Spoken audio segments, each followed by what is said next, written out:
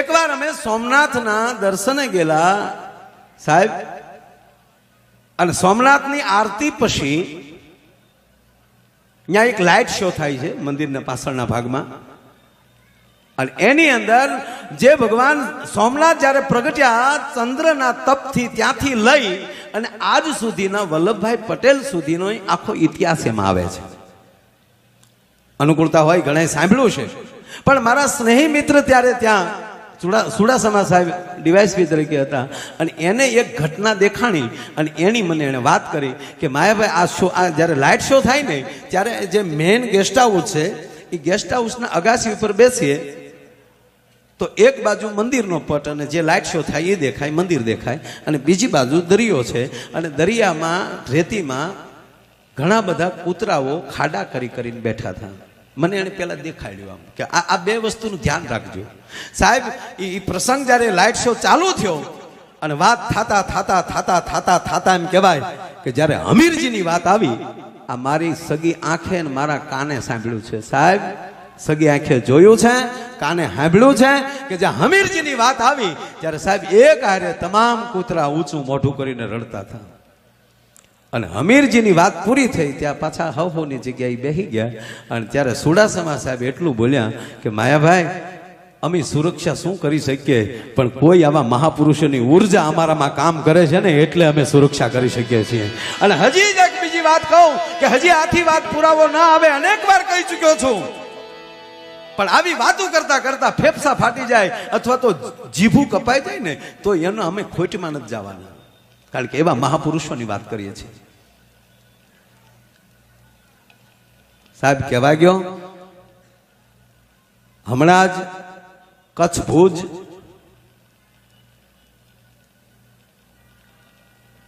One ઉત્સવ 69માં ઉજવાણો, અને એમાં એક રક્ષક વનનું લોકાર્પણ થયું છે. અને 72માં જ્યારે પાકિસ્તાને બોમ્બ મારો કર્યો અને ભુજનું એરપોર્ટનો રનવે તોડી નાખ્યો, અને રૂપિયા દેતા ગમે એટલા રૂપિયા દેતા એમ કહેવાય કે રનવે રિપેર કરવા કોઈ જાતો નહોતો, કારણ કે મોતના મોઢામાં કોણ જાય, અને રનવે રિપેર થાય નહીં ત્યાં સુધી આપણા ફાઇટર પ્લેન ઉડી ન શકે. અને એ જ બાજુના ગામડાની દીકરીઓ એમ કે ભલે અમે મરી જઈએ પણ રનવે રિપેર કરવા અમી જશું. અને સાહેબ આપણા દેશની એમ કહેવાય કે એ કચ્છની દીકરીઓ એક પણ રૂપિયાનું લેણત્યાણું કર્યા વગર એ રનવે રિપેર કર્યો, અને પછી આપણા ફાઇટરો ઉડ્યા, અને પછી જ્યારે એમ કહેવાય કે એને પૈસા દેવા ગયા ત્યારે એવું કીધું કે અમે જો પૈસા લેશું ને તો અમે મહેનતાણું કર્યું કહેવાય, અને તો અમારી સંસ્કૃતિ લાજે, અમારથી એના રૂપિયા ન લેવાય. અને પછી બીજું ઇન્ટરવ્યુમાં એ પૂછ્યું કે તમને મોતનો ડર ન લાગ્યો? તા કે મોતનો ડર ન લાગ્યો એનું કારણ એટલું કે અમને મારનારા કરતા અમને જીવાડનારા ઉપર પૂરો ભરોસો છે ભલા માણા.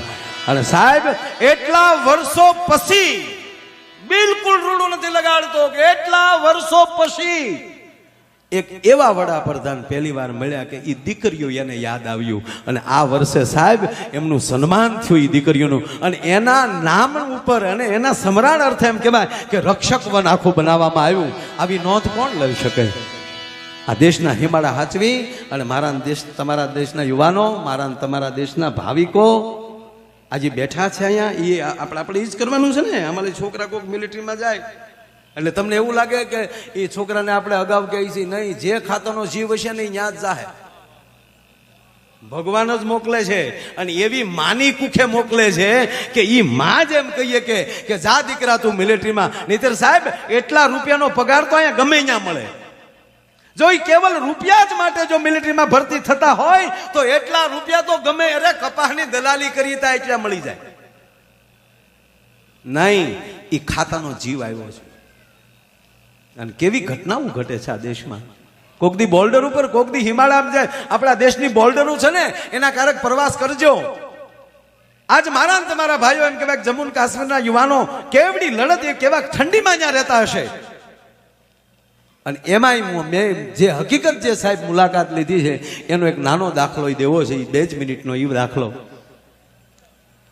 અમે સિક્કિમ પૂંજી મોરારી બાપુની કથા હતી, 5-6 વર્ષ થઈ ગયા, અને ત્યારે હું સિક્કિમ ગયા અમે, અને સિક્કિમની નાથુલા બોર્ડરની સાહેબ અમે મુલાકાત લીધી, અને ત્યારે ત્યાંના બ્રિગેડિયર એણે 12 વર્ષ સુધી આપણા ગુજરાતમાં ગાંધીનગરમાં સાહેબ એણે નોકરી કરેલી, એટલે એ નામથી ઓળખતા હતા.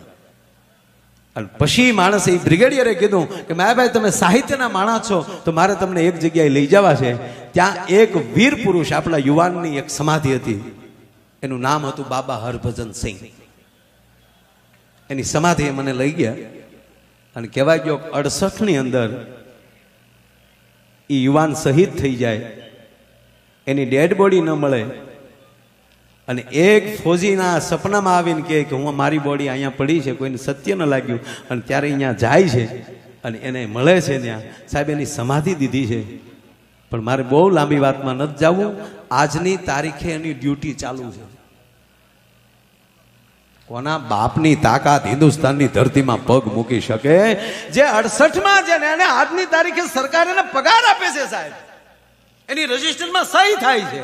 એટલું નહીં, એની 9 વાગ્યે ઓફિસ ખુલી જાય, અને એને જે એમ કહેવાય ફોજી ભાઈઓ ફાળવવામાં આવ્યા હોય એ એની આખી ટીમ, એની આખી બટાલિયન, અને એની ઓફિસમાં સલામી માર્યા વગરના જો એન્ટર થાય ને તો આજની તારીખે ઠપાટનો ઘા આવે છે.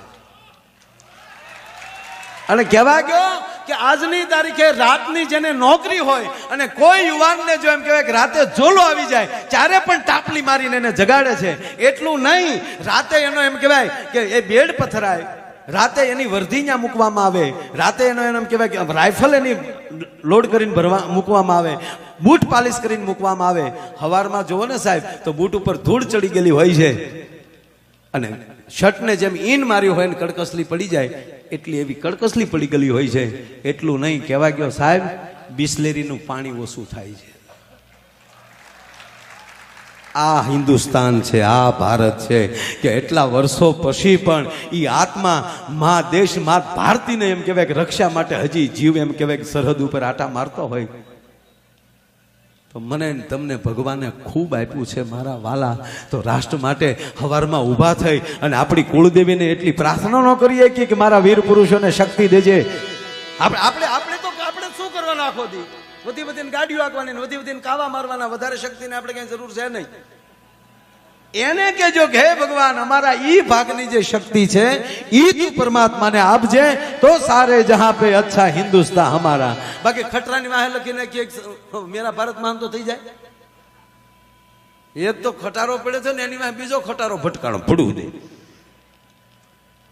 અને ઓલી બાજુ નો છે ખટારો હૈયો રામા સ્વામી ટોમી હેઠો ઉતર્યો, હમારા ખટારા પડા થા तुमने लगा दिया दिखाई नहीं दे रहा है. બોલો કે રાડિયો નાખમાં તારા ખટારામાં હું લખ્યું હતું? તેમાં લખ્યું હતું સાવન કો આને દો. તક હવે મારા ખટરામાં જોયા તેમાં લખ્યું હતું આયા સાવન ઝુમકે. તો એવી જ રીતે આયા સાવન ઝુમકે